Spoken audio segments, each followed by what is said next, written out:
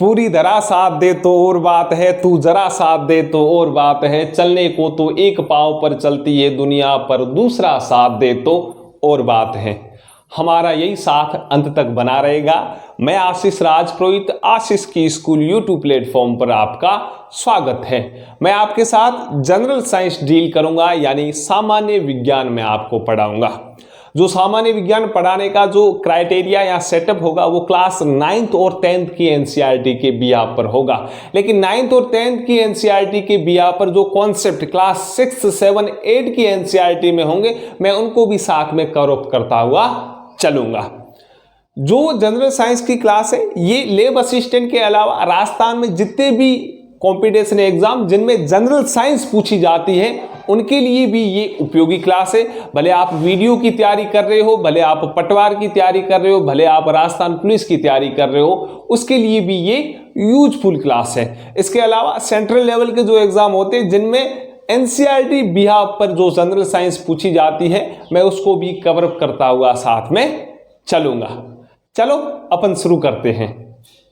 हम आज general science के भाग नंबर प्रथम में एक नया टॉपिक शुरू कर रहे हैं जिसका नाम है दैनिक जीवन में रसायन, यानी केमिस्ट्री इन एवरीडे लाइफ। इसमें भी हम फर्स्ट नंबर पॉइंट पढ़ेंगे अम्ल, क्षारक एवं लवण। जो दैनिक जीवन में रसायन, जो ये टॉपिक है अपने आप में, अक्सर इससे रिलेटेड हर कॉम्पिटिशन एग्जाम में दो तीन क्वेश्चन पूछे जाते हैं। और इसका भी जो पहला सब टॉपिक है जिसे हम अम्ल, क्षारक एवं लवण नाम दे रहे हैं, इसमें भी अक्सर कम से कम एक क्वेश्चन 101% पूछा जाता है। यदि मैं अम्ल, क्षारक एवं लवण की बात करूं तो सबसे पहले हम इसे पढ़ते हैं क्लास 7th की एनसीईआरटी में चैप्टर नंबर 5 में। फिर ये अम्ल, क्षारक एवं लवण वापस आता है क्लास 10th की एनसीईआरटी में चैप्टर नंबर 2 में। तो मैं ऑल ओवर मिक्सअप लेके चलूंगा। क्लास 6 से और 10th के बीच जितना भी एनसीईआरटी में इससे रिलेटेड लिखा हुआ है उससे संबंधित हम थ्योरी और नंबर ऑफ क्वेश्चन करेंगे। तो आप पहला नंबर पॉइंट डाल दो, यहां पे लिख लो ए नंबर पॉइंट डाल के, अम्ल, क्षारक एवं लवण। यदि क्षारक की जगह क्षार लिखा हुआ है वो भी राइट है, कंफ्यूज नहीं होना। Acid, base and salt. यदि मैं अम्ल, क्षार की बात करूं तो आपने अपने दैनिक जीवन में कुछ ऐसे खाद्य पदार्थ टेस्ट किए होंगे जो स्वाद में खट्टे हुए होंगे, या कुछ ऐसे खाद्य पदार्थ आपने टेस्ट किए होंगे जो स्वाद में कड़वे हुए होंगे। इन पदार्थों का खट्टापन या कड़वापन उसका कारण है उनमें पाए जाने वाले विभिन्न प्रकार के अम्ल एवं क्षार। यदि मैं आधारभूत रूप से इनकी बातें करूं तो आधारभूत रूप से हमें समझाया जाता है कि अम्ल स्वाद में खट्टे होते हैं, क्षार स्वाद में कड़वे होते हैं। सेकेंडली, अम्ल नीले लिटमस पत्र को लाल कर देते हैं एवं क्षारक लाल लिटमस पत्र को नीला कर देते हैं। ये दो चीजें है तो बहुत बेसिक, साइंस वर्ग के अधिकांश स्टूडेंट को इसका पता होगा, लेकिन जो कला और वाणिज्य वर्ग के स्टूडेंट है उनको कह रहा हूं पर्टिकुलर इन जो मैंने अभी दो लाइनिंग बोली इनके बारे में अक्सर हर कंपटीशन एग्जाम में पूछा जाता है, तो इन लाइनों को आपको अपने माइंड में सेट करना है। लेकिन एक तीसरी लाइन है जो क्षार से रिलेटेड है, जो अपने आप में राजस्थान बोर्ड वाली बुक बोलती है कि जो क्षारक होते हैं ये स्पर्श में साबुन के समान कार्य करते हैं या साबुन के समान व्यवहार दर्शाते हैं। तो मैं यहां पे पॉइंट्स लिख लेता हूं इससे रिलेटेड, वो भी आप लिख लो। यदि मैं अम्ल की बात करूं, अम्ल यानी हम इसे बोलते हैं एसिड। वैसे अम्ल अपने आप में लैटिन भाषा के एक शब्द एसिडस से मिलकर बना होता है जिसका तात्पर्य होता है खट्टा होना। तो आप यहां से लिख लो अम्ल क्या है, ये स्वाद में खट्टे होते हैं। मैं थ्योरी और नंबर ऑफ क्वेश्चन दोनों को साथ में लेते हुए चलूंगा आगे। सेकेंडली, अम्ल के बारे में, ये नीले लिटमस पत्र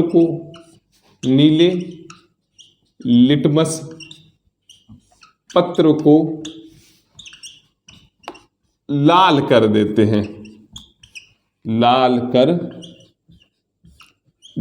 हैं, ये बेसिक रूप से ये ध्यान रखें, ये पूछा जाता, भले सिंपली लाइन हो, ये अक्सर पूछा जाता है इनके बारे में।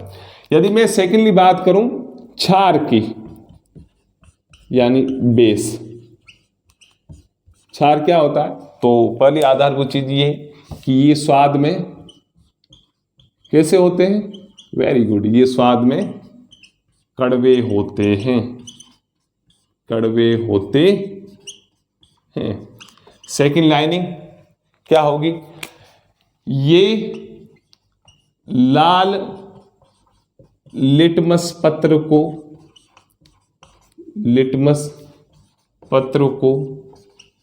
नीला कर देते हैं, नीला कर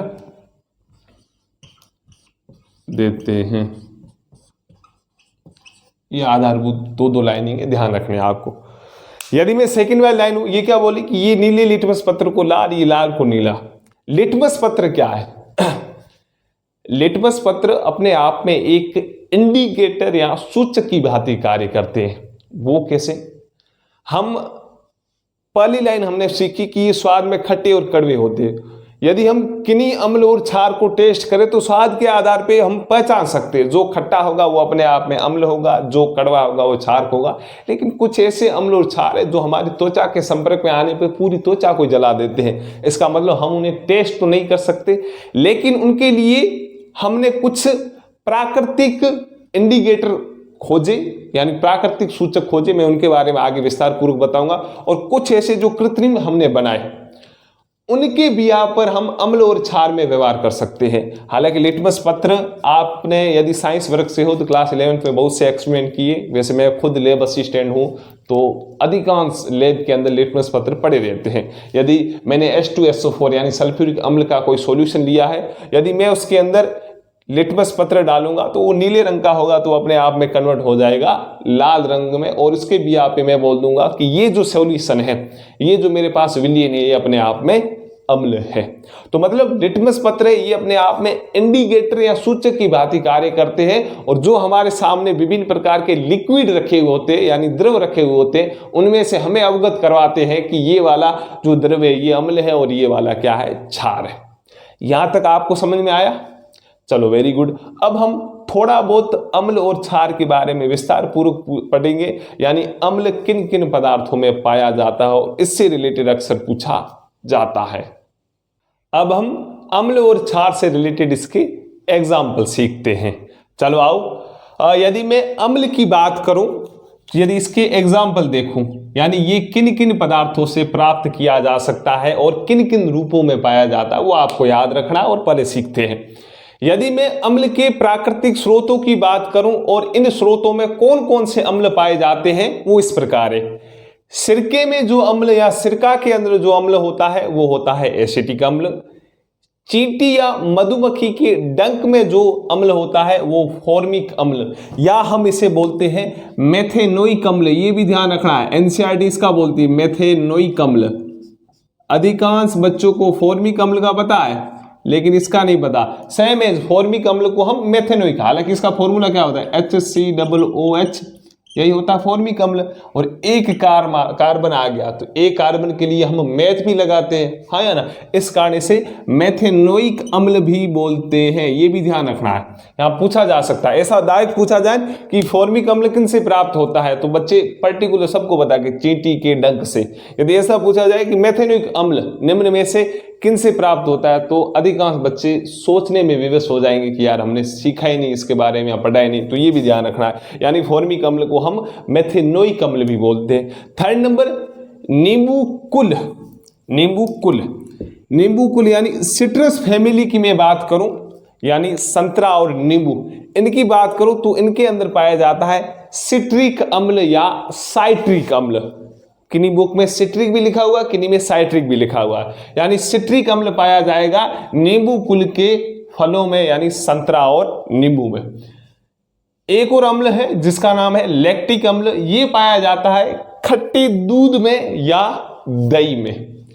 आगे है ऑक्जेलिक अम्ल, ये पाया जाता है पालक के अंदर और टमाटर के अंदर। उससे आगे है टार्टरिक अम्ल। अक्सर टार्टरिक अम्ल के बारे में पूछा जाता है। टार्टरिक अम्ल पाया जाता है इमली के अंदर, अंगूर के अंदर, और जो कच्चे आम यानी केरी जो होती है उसके अंदर टार्टरिक अम्ल पाया जाता है। और लास्ट में है एस्कॉर्बिक अम्ल जो पाया जाता है आंवला और सिट्रस फल। यानी सिट्रस फल की बात करें, सिट्रस फल में एस्कॉर्बिक अम्ल भी पाया जाता है और सिट्रिक अम्ल भी पाया जाता है। ऑल ऑफ ये जितने भी एग्जाम्पल है, ये एग्जाम्पल क्लास 7th और क्लास 10th के एनसीईआरटी में दिए हुए हैं, वही मैं लेके चल रहा हूं। मैं आशा करता हूं ये चीजें आपको समझ में आ रही है। और आगे मैं यदि एस्कॉर्बिक अम्ल की बात करूं तो विटामिन सी का नाम भी क्या है? विटामिन सी का क्या नाम है? यही तो नाम है, हाँ या ना? विटामिन सी को हम बोलते हैं मोस्टली एस्कॉर्बिक अम्ल। ये याद करने हैं, ये पूछा जाता है। मैं आशा करता हूं आप याद करते हुए चलोगे। पर दिन क्लास में मैं जो थ्योरी कराऊंगा या उसी क्लास में या अगले दिन मैं उससे रिलेटेड नंबर ऑफ क्वेश्चन कराऊंगा। तो मतलब थ्योरी आप पर डे लेके हुए चला करो। एक बार और अपन रिवाइज कर लेते। सिरके के अंदर एसिटिक अम्ल, बोलते जाइए भाई, ऐसे याद होंगे। सिरके के अंदर एसिडिक अम्ल, चींटी या मधुमक्खी के डंक में फॉर्मिक अम्ल या मिथेनोइक अम्ल। नींबू कुल के पौधों की बात करें यानी फलों की बात करें, संतरा और नींबू की बात करें, इनमें सिट्रिक अम्ल पाया जाता है। खट्टे दूध या दही की बात करें, इनके अंदर लैक्टिक अम्ल पाया जाता है। टमाटर और पालक के अंदर ऑक्जेलिक अम्ल पाया जाता है। इमली, अंगूर और कच्चे फल में टार्टरिक अम्ल पाया जाता है। और आंवला या सिट्रस फलों के अंदर एस्कॉर्बिक एसिड पाया जाता है। जिस प्रकार हमने अम्ल के एग्जाम्पल सीखे, अब हम इस प्रकार कुछ क्षार के एग्जाम्पल सीखते हैं। तो हम क्षार से रिलेटेड उसके कुछ एग्जाम्पल देखते हैं। मैंने एग्जाम्पल में पहली लाइनिंग लिखी है, क्षार का नाम पदार्थ का नाम जिसमें वो पाया जाता है। यानी एक साइड मैंने क्षारकों के नाम लिखे और आगे मैंने उन पदार्थों के नाम लिखे हैं जिनमें ये पाए जाते हैं। पहला है सोडियम बाइकार्बोनेट, जिसे हम रिप्रेजेंट करते हैं NaHCO3। ये भी आपको ध्यान रखना है, सोडियम बाइकार्बोनेट का अणुसूत्र क्या है या फॉर्मूला क्या है, वो है NaHCO3। सोडियम बाइकार्बोनेट ये पाया जाता है खाने के सोडे में। किसमें? जो खाने का सोडा होता है उसके अंदर पाया जाता है सोडियम बाइकार्बोनेट। सेकेंडली है कैल्शियम हाइड्रोक्साइड, जिसे हम रिप्रेजेंट करते हैं CaOH का होल ट्वाइस, CaOH2।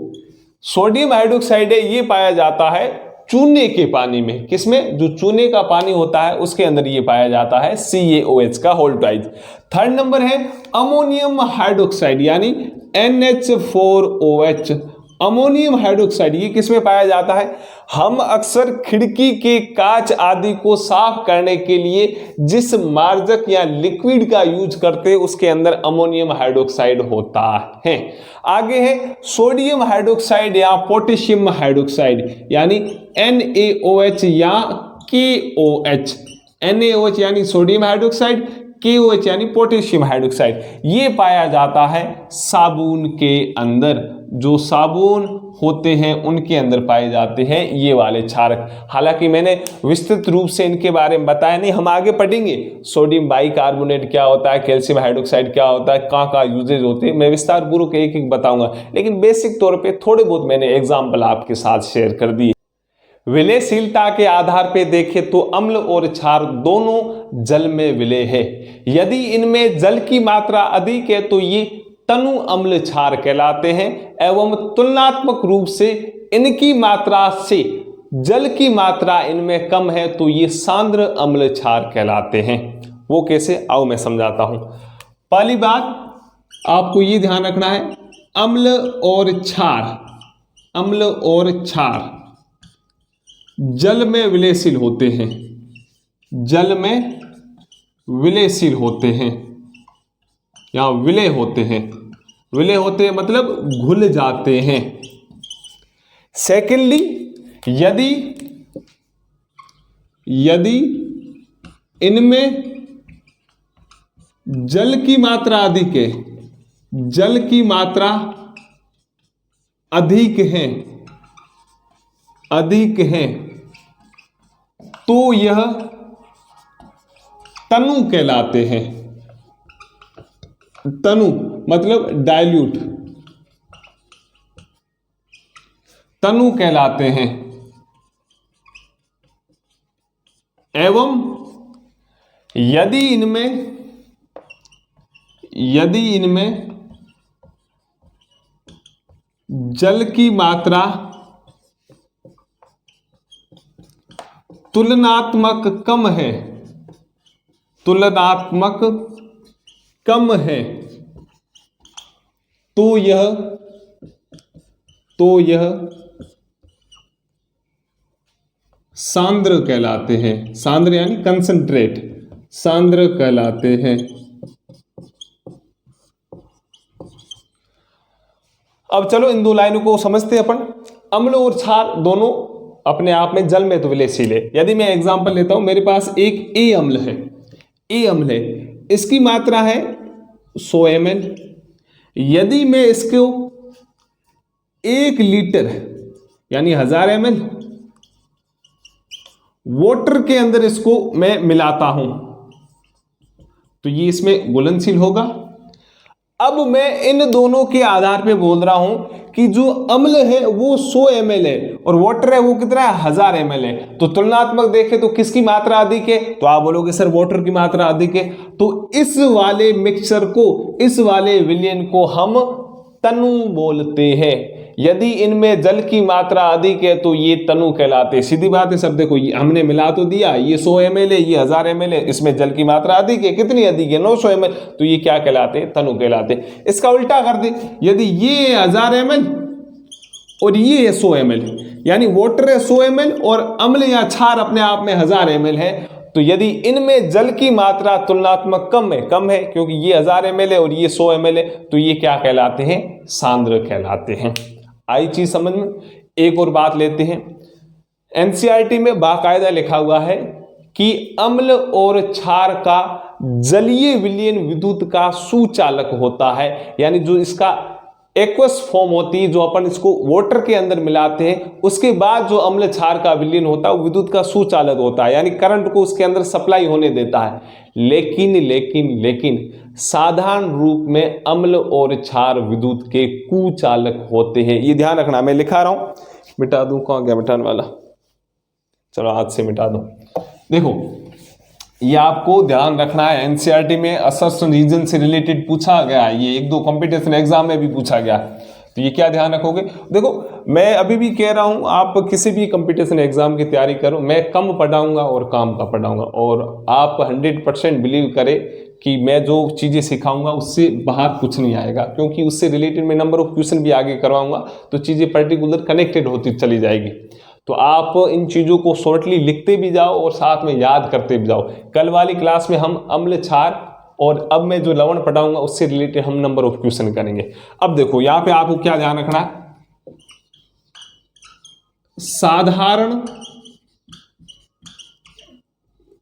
साधारणतः अम्ल व क्षार, ये ध्यान रखना है, अम्ल व क्षार विद्युत के कुचालक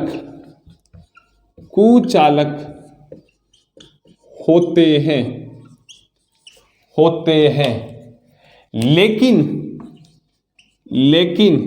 तारा लगा के लिख लेना, इनका मतलब अम्ल और क्षार का, इनका जलीय विलयन, जैसे ही हम इनको जल के अंदर डालेंगे, लेकिन इनका जलीय विलयन विद्युत का यानी करंट का सुचालक होता है। लेकिन इनका जलीय विलयन विद्युत का सुचालक होता है। ये लिख लो, ये आपको ध्यान रखना है, शायद डाल दूं मैं। साधारणतः अम्ल व क्षार विद्युत के कुचालक होते हैं, यानी अपने अंदर ये करंट को सप्लाई नहीं होने देते, लेकिन इनको जैसे ही हम वाटर के अंदर मिक्सअप करते हैं तो ये विद्युत के सुचालक हो जाते हैं। कैसे हो जाते हैं, ये एनसीईआरटी बोलती है, ध्यान रखना है आपको। चलो थोड़ा और अपना आगे बढ़ते हैं, मिल गया, आगे बढ़ते हैं।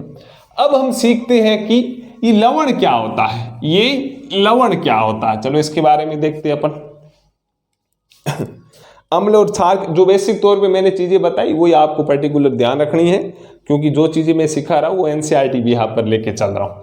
अब हम समझते हैं कि लवण क्या होता है, जिसे हम बोलते हैं सॉल्ट। क्या होता है?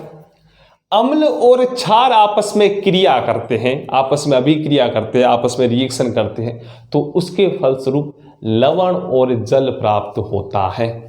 चलो समझते हैं कैसे। कैसे लिख लो आप, अम्ल व क्षार की परस्पर क्रिया फलस्वरूप लवण प्राप्त होता है। लवण प्राप्त होता है। वो कैसे?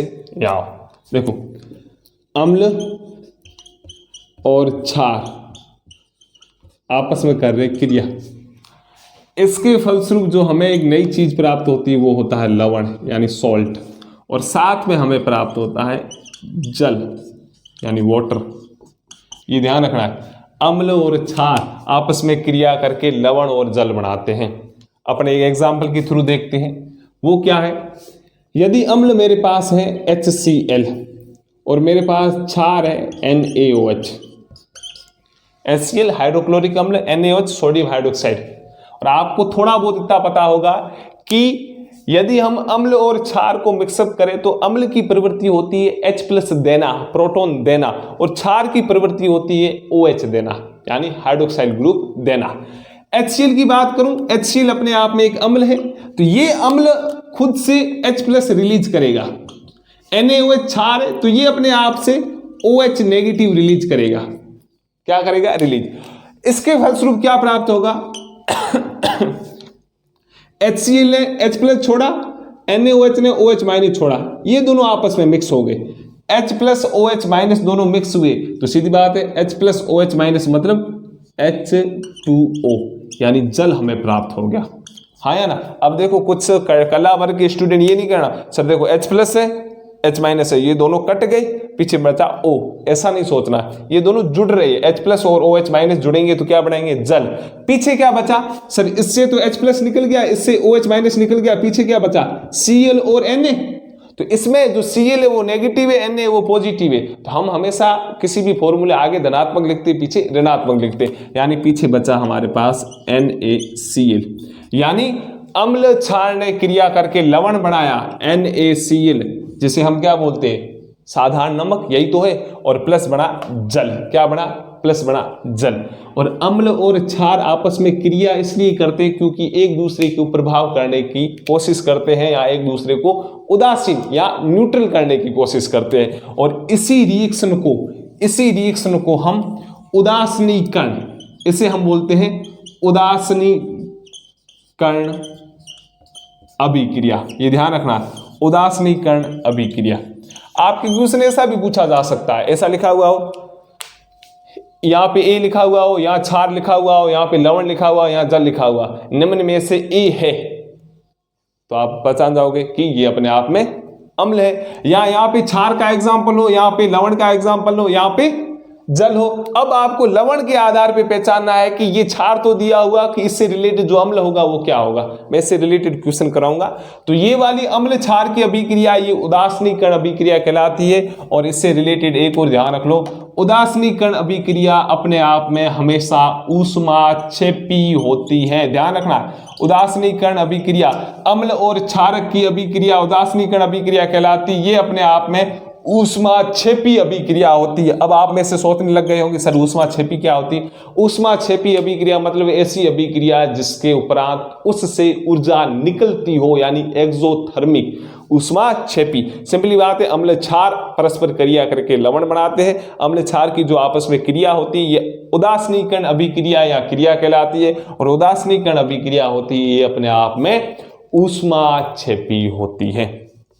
चलो 2-4 और चीजें अपन सीख लेते हैं। आपको मोस्टली जो लवण बनता है ये लवण साधारणतः क्रिस्टलन रूप में पाया जाता है। क्रिस्टल रूप में कैसे? अम्ल क्षार ने जैसे ही क्रिया की जिसके फलस्वरूप NaCl, यहाँ मैंने एग्जांपल दिया कि लवण बना, और जो जल के अणु बढ़ते वो इसके चारों ओर संगठित हो जाते या इनको कवरअप कर लेते। और साधारणतः हम जो लवण देखेंगे उनमें मैक्सिमम जल के अणु क्रिस्टलित होंगे। वो कैसे? मैं कह रहा हूं मेरे पास एक X लवण है तो इसके बगल में कुछ न कुछ जल के अणु जुड़े हुए होंगे, 3H2O हो, या Y मेरे पास लवण है तो इसके बगल में कुछ न कुछ जल के अणु जुड़े हुए होंगे, आप 5H2 ले लो, 7 ले लो, 9 ले लो। इसका मतलब जो लवण होता है वो साधारणतः क्रिस्टलन रूप में पाया जाता है, यानी इससे जल के अणु जुड़े हुए होते हैं। यहां तक आया समझ में? तो ये चीजें आप लिख लो और समझने की कोशिश करो।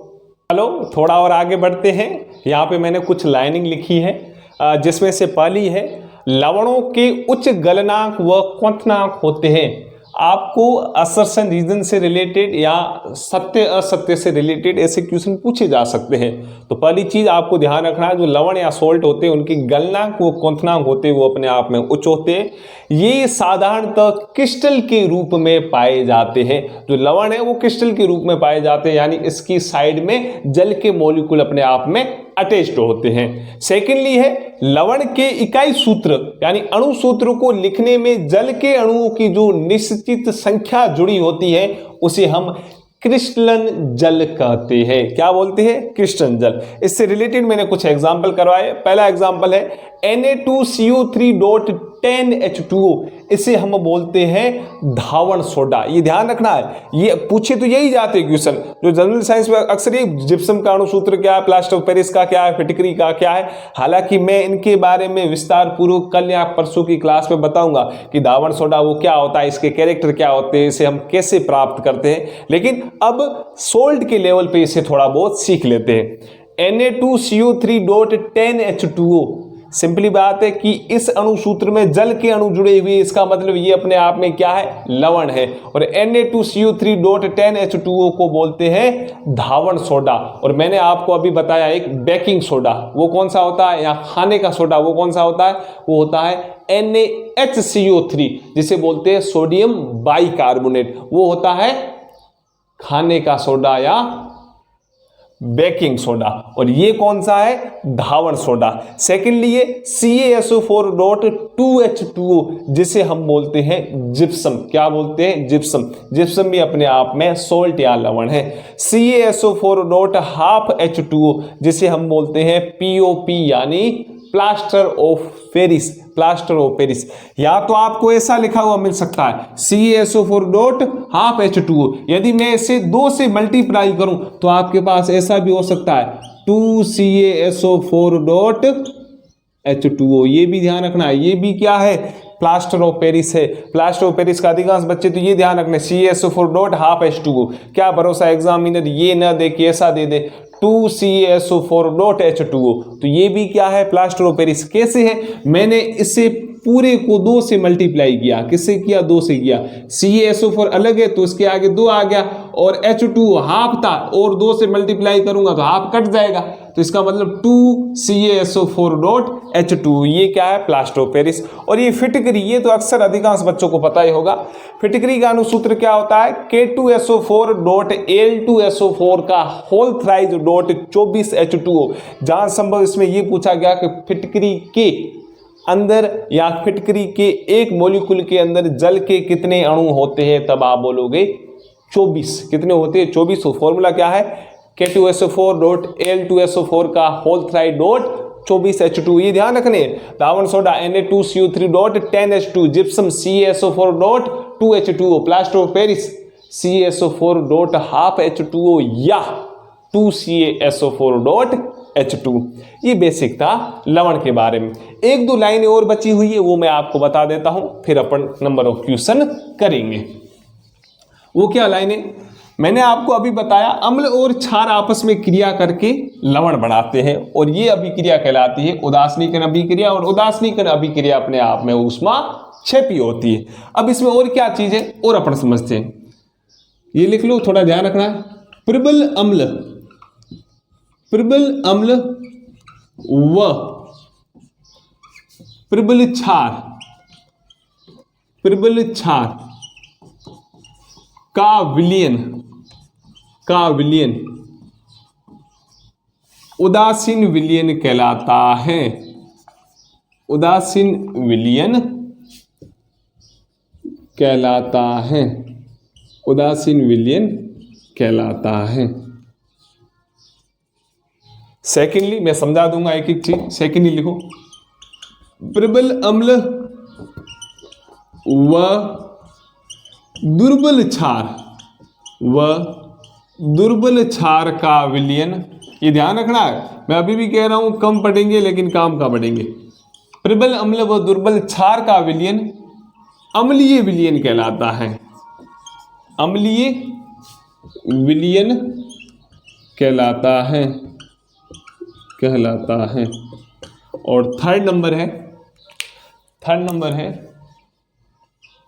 दुर्बल अम्ल व प्रबल क्षार का विलयन क्षारीय विलयन कहलाता है। ये ध्यान रखना है। सिंपली बात, यदि आपको प्रबल अम्ल व प्रबल क्षार दिया जाए और इसका जो सॉल्यूशन बनेगा, इसका जो विलयन बनेगा, यानी प्रबल अम्ल प्रबल क्षार क्रिया करके क्या बनाएंगे, लवण और जल, जो वो विलयन होगा वो अपने आप में कैसा होगा, उदासीन। सीधी बात है। पहले वाले में देखें तो स्ट्रॉन्ग एसिड है प्लस स्ट्रॉन्ग बेस है, दोनों ही तगड़े आपस में झगड़ा करेंगे तो वो बोले चलो ना तेरी ना मेरी, बीच में आ जाते हैं। इसका मतलब जो सॉल्यूशन होगा वो कैसा होगा, उदासीन। कैसा होगा, उदासीन। सेकंड वाली कंडीशन देखें, इसमें क्या, प्रबल अम्ल यानी सॉलिड एसिड है प्लस दुर्बल क्षार यानी वीक बेस है। तो सीधी बात है, चलेगी किसकी, जो सॉलिड होगा उसकी तो चलेगी, जो तगड़ा होगा उसकी तो चलेगी।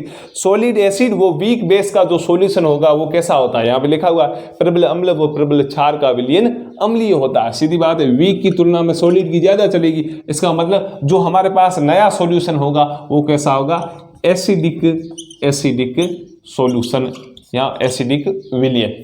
थर्ड है दुर्बल अम्ल यानी वीक एसिड, दुर्बल अम्ल प्लस प्रबल क्षार यानी सॉलिड बेस का विलयन क्षारीय कहलाता है, यानी बेसिक सॉल्यूशन कहलाएगा। सीधी बात है, दुर्बल अम्ल है प्रबल क्षार है तो चलेगी किसकी, प्रबल क्षार की। तो इसके आधार पे जो विलयन बनेगा वो कैसा बनेगा, क्षारीय विलयन बनेगा। अरे आया समझ में। जहां संभव अम्ल, क्षार और लवण के बारे में हमने आधारभूत चीजें सीख ली, ये आपको कथन कारण में पूछा जा सकता है। मैं आशा करता हूँ ये चीज़ें आपको समझ में आ रही होगी। अभी भी कह रहा हूँ कि हम जो मोस्टली चीज़ें लेंगे वो एनसीईआरटी बेस लेंगे। आप किसी भी कंपटीशन की एग्जाम की तैयारी कर रहे हो, भले लैब असिस्टेंट की कर रहे हो, वीडियो पटवार, जो भी जितने भी राजस्थान से रिलेटेड, जिसमें जहाँ संभव साइंस से रिलेटेड 5, 7 या 10, 15 जो जनरल साइंस से रिलेटेड क्वेश्चन पूछे जाते हैं वो मैक्सिमम मैं पूरी कोशिश करूँगा कि इस एनसीईआरटी लेवल पर आपकी वो चीज़ें कवरअप हो जाए। आप इसके लिए एक पर्टिकुलर 40-50 रुपये का एक छोटा सा रजिस्टर या एक पन्नी टाइप कोई कॉपी लेके आ जाए, उसमें आप इनको बाकायदा उतारें। हम कल की क्लास में जो आज सिखाया इससे रिलेटेड हम नंबर ऑफ क्वेश्चन करेंगे और बहुत बढ़िया होंगे क्वेश्चन, जो अपने आप में एनसीईआरटी बेस होंगे। चलो आज के लिए इतना खूब है। अपने स्वास्थ्य का ध्यान रखिए, पूर्ण रूप से अपनी पढ़ाई को आप समय देते रहे और पॉजिटिव रहे हमेशा।